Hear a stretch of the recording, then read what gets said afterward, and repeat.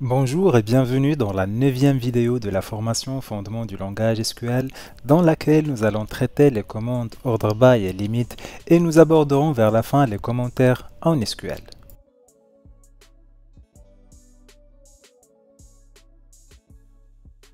Dans la plupart des cas, les données enregistrées dans les tables des bases de données ne sont pas ordonnées et ne suivent pas un certain ordre. Mais nous, parfois, on a souvent besoin d'afficher des données qui suivent un ordre précis. Par exemple, pour la table collaborateurs, nous voulons afficher les collaborateurs du plus âgé au moins âgé. Ou bien classer les collaborateurs selon leur salaire, celui qui a par exemple le plus bas salaire vers celui qui a le plus haut salaire. Ou bien afficher les collaborateurs selon un ordre alphabétique de leur nom. Donc là, tout cela, ce sont des ordres selon lesquels j'aimerais afficher mes données et c'est là où j'aurai recours à la commande order by. La commande order by permet d'ordonner les enregistrements d'une table selon un ordre croissant ou décroissant. En fait, l'order by est souvent appliqué à une ou plusieurs colonnes. Lorsqu'on applique notre commande order by à une colonne, l'ensemble des valeurs de cette colonne seront ordonnées soit de manière croissante ou bien décroissante et cela impliquera que l'ensemble des lignes de la table vont suivre l'ordre des valeurs de cette colonne sur laquelle j'ai appliqué mon order by. Donc la syntaxe de cette commande est la suivante: select nom des colonnes from nom de la table, order by. On fait suivre par le nom de la colonne sur laquelle je vais me baser pour ordonner mes données. Et si je veux ordonner mes données ou bien les valeurs de cette colonne selon un ordre croissant, on fait suivre le nom de la colonne par ASC, qui est l'abréviation de ascendant, croissant. Par contre, si je veux ordonner les valeurs de cette colonne-là selon un ordre décroissant, je fais suivre le nom de la colonne par DESC, qui est descendant ou bien décroissant. Donc revenons à la table collaborateurs pour un exemple et supposons que je veux afficher les collaborateurs selon un ordre décroissant de leur salaire. C'est-à-dire je veux afficher les collaborateurs ayant les plus hauts salaires en premier, suivi de ceux ayant les plus bas salaires. Donc d'après une première observation de cette table, j'ai Platon Christine qui sera en premier car elle a le plus haut salaire, suivi de Fouron Thomas qui est le deuxième plus haut salaire, suivi de Vandeler Philippe qui est le troisième plus haut salaire, et ainsi de suite. Donc je vais utiliser la requête select étoile from collaborateur order by la colonne salaire brut sur laquelle je me baserai pour effectuer mon tri, suivi du mot-clé descendant parce que je veux un ordre décroissant. Le résultat de cette requête va bien sûr m'afficher l'ensemble des collaborateurs en commençant par celui ayant le plus haut salaire qui est Platon Christine et en se terminant avec celui qui a le plus bas salaire qui est Lopez Pierre. Un deuxième exemple, supposons cette fois-ci que je veux la liste des collaborateurs triés du moins âgé au plus âgé. Je vais utiliser la requête select étoile from collaborateur order by date de naissance parce que je veux trier mes collaborateurs en se basant sur leur date de naissance et de manière descendante. Pourquoi? Parce que je veux les collaborateurs du moins âgé, celui qui a la plus grande date de naissance, vers le plus âgé qui a la plus petite date de naissance, donc qui correspond à un ordre décroissant des dates de naissance et j'aurai comme résultat l'ensemble des collaborateurs triés selon l'ordre décroissant de leur date de naissance comme voulu. Alors on peut utiliser plus que deux colonnes dans ma commande order by. C'est-à-dire, il se peut que je me base sur plus que d'une colonne pour trier et ordonner mes données. Alors comment fait-on pour trier les données en utilisant deux colonnes? Pour le cas d'une seule colonne, c'était simple et clair. Mais pour le cas de deux colonnes, comment ça fonctionne vraiment?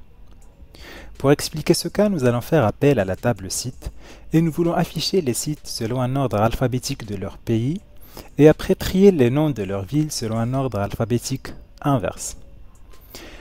Ici, j'ai fixé deux colonnes pour ordonner mes données. Première colonne, c'est les pays des sites. Je veux ordonner les sites selon un ordre alphabétique de leur pays. Et la deuxième colonne, c'est ville-site. Et je veux aussi ordonner les villes des sites selon un ordre alphabétique inverse. Alors comment ça va se passer exactement le fait de classer mes sites ou bien ordonner mes sites selon premièrement un ordre alphabétique de leur nom de pays et en même temps selon un ordre alphabétique décroissant de leur nom de ville. Donc nous allons suivre cette consigne étape par étape et nous allons commencer tout d'abord par ordonner les sites selon un ordre alphabétique de leur pays. Et là, je vais commencer par les sites localisés en Allemagne, car en Allemagne, ça commence par A, puis ceux localisés en France et ceux localisés en Suisse. Alors là, c'est OK, j'ai mis en ordre alphabétique les valeurs de la première colonne de tri qui est le pays du site. Alors là, j'ai deux sites ou bien j'ai des valeurs redondantes dans le pays du site. J'ai deux sites qui sont en Allemagne et trois sites qui sont en France. Donc c'est là où va intervenir la deuxième colonne de tri qui est les villes du site selon un ordre décroissant. Par exemple, pour l'Allemagne, j'ai deux sites qui sont localisés en Allemagne. Un se trouve à Francfort et un autre à Berlin. Donc pour ces deux sites qui appartiennent tous les deux au même pays qui est l'Allemagne, je vais organiser ou bien je vais ordonner le nom de leur ville selon un ordre alphabétique décroissant et je vais commencer par Francfort puis Berlin. Même chose pour la France, je vais ordonner les noms des villes selon un ordre alphabétique décroissant et je vais commencer par Paris, puis Marseille, puis Bordeaux. Donc en général, si on fait ordre by colonne 1, colonne 2, premièrement j'aurai les données ordonnées selon la colonne 1 et en deuxième lieu, les lignes ayant des valeurs identiques pour la colonne 1 seront ordonnées selon la colonne 2. De même, s'il y a une troisième colonne, les lignes ayant les valeurs identiques de la colonne 2 seront ordonnées selon la colonne 3 et ainsi de suite.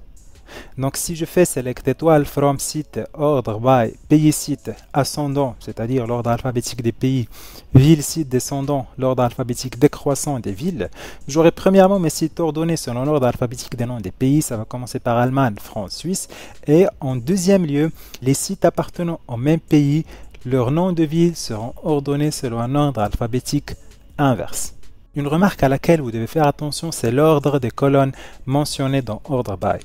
Car si vous changez l'ordre des colonnes qu'on mentionne dans la clause Order by, si par exemple ici on commence par ville de site suivi du pays du site, on aura un résultat classé différemment. Donc faites attention à ce point-là.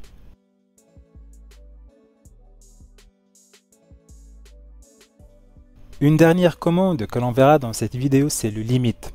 Si je vous demande par exemple de m'afficher les 3 collaborateurs ayant les plus hauts salaires. Si je fais par exemple select étoile from collaborateur order by salaire brut descendant, ça va renvoyer tous les collaborateurs classés du plus haut salaire vers le plus bas salaire. Mais moi, je ne veux afficher que les 3 premiers collaborateurs. C'est là où je vais utiliser la commande limite.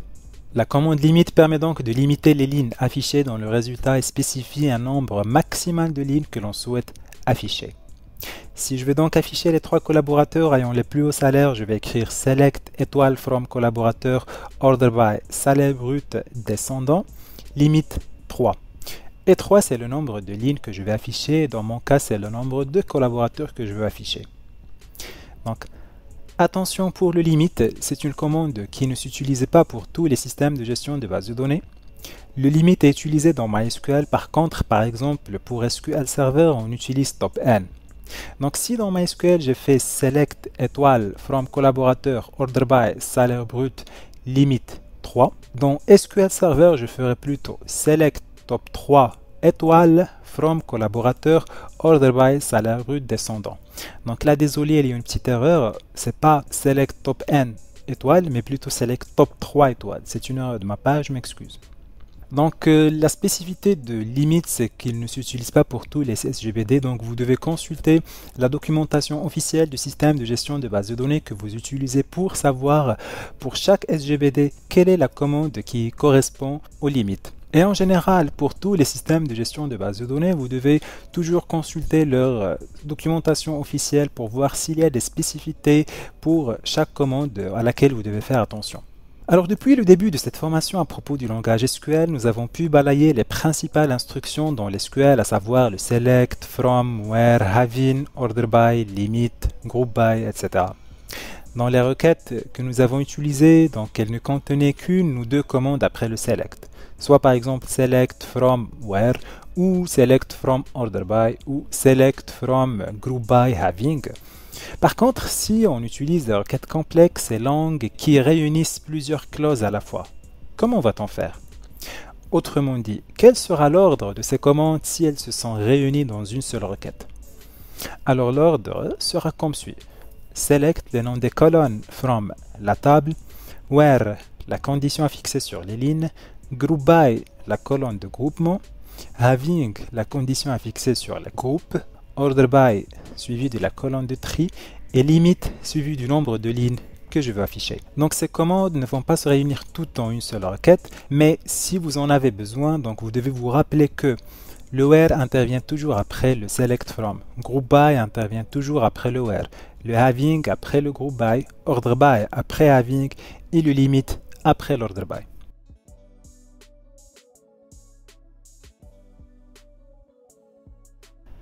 Parfois en SQL, nous avons besoin d'écrire des remarques ou des informations, voilà, juste à titre indicatif.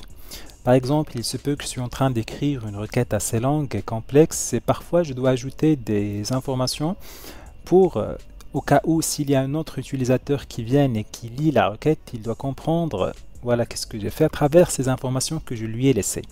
Donc ces remarques ne concernent pas le SGBD, elles ne doivent pas être exécutées, mais juste pour information et concernent les utilisateurs qui vont lire la requête. Donc ces remarques seront sûrement des lignes que le SGBD doit ignorer au moment de l'exécution de l'instruction. C'est ce qu'on appelle les commentaires. Donc les commentaires sont des expressions qu'on écrit au sein d'une requête SQL. Et dès que le SGBD arrive à cette expression, il doit l'ignorer parce que c'est juste une remarque écrite et pas besoin qu'elle soit exécutée. Il existe deux types de commentaires en SQL. Premièrement, nous avons les commentaires qui sont insérés en une seule ligne. Donc pour montrer au SGBD que c'est un commentaire, on fait précéder notre commentaire par un double tiret. Comme quoi, nous montrons au SGBD que c'est un seul commentaire écrit sur une ligne. Et si mon commentaire est inséré sur plusieurs lignes, donc je vais commencer mon commentaire par le slash étoile qui marquera le début de mon commentaire. Je peux écrire mon commentaire sur plusieurs lignes et après je vais écrire étoile slash pour marquer la fin de mon commentaire. Donc là nous avons deux exemples de commentaires dans une requête. À gauche c'est un commentaire qui est écrit sur une ligne, comme vous le voyez je l'ai écrit au sein de la requête. Je l'ai précédé par le double tiret. Alors là, dès que le SGBD va parcourir ma requête, il va rencontrer le double tiret. Il ne va pas exécuter ce qui va venir après le double tiret car il va comprendre que ce n'est qu'un commentaire et il n'est pas concerné par l'exécution de cette partie. À droite aussi, j'ai un commentaire sur plusieurs lignes qui commence par slash étoile et se termine par étoile slash. Donc le SGBD va ignorer ces deux lignes ou bien va ignorer tout ce qui existe entre le slash et l'étoile car il doit comprendre que ce n'est qu'un commentaire. Attention, n'oubliez pas les doubles tirets et les étoiles slash lorsque vous voulez rédiger vos commentaires parce que sans eux, le SGBD va comprendre que ces lignes, voilà que vous n'avez pas précédé par les doubles tirets ou les étoiles slash, il va comprendre que ces lignes font partie du langage SQL et il va essayer de les exécuter. Cependant, il ne va pas comprendre ce qui existe dans ces deux lignes parce qu'elles sont écrites en un langage humain. Ici, par exemple, j'écris ceci est un commentaire. Le SQL ne va pas comprendre c'est quoi ceci, c'est quoi un commentaire parce que ça ne fait pas partie de son langage. Et donc, il va renvoyer une erreur, d'où l'importance d'utiliser les doubles tirets et les étoiles slash pour marquer les débuts et les fins de mes commentaires. Cette vidéo touche presque à sa fin. Nous avons vu tout au long des parties qui ont précédé l'ensemble des commandes principales de l'SQL, le select, le from, le where, le group by. Tout cela est considéré la base ou le noyau du langage. Mais ça n'empêche que l'on n'est que dans le milieu du chemin et qu'il existe plein d'autres notions comme les jointures, les sous-requêtes, les opérations ensemblistes qui sont très intéressantes et qui doivent aussi être maîtrisées. Mais ne vous inquiétez pas, chaque commande et chaque notion sera bien expliquée et bien traitée dans les prochaines vidéos pour que vous puissiez, vers la fin de cette formation, assimiler l'ensemble des fondements du langage SQL.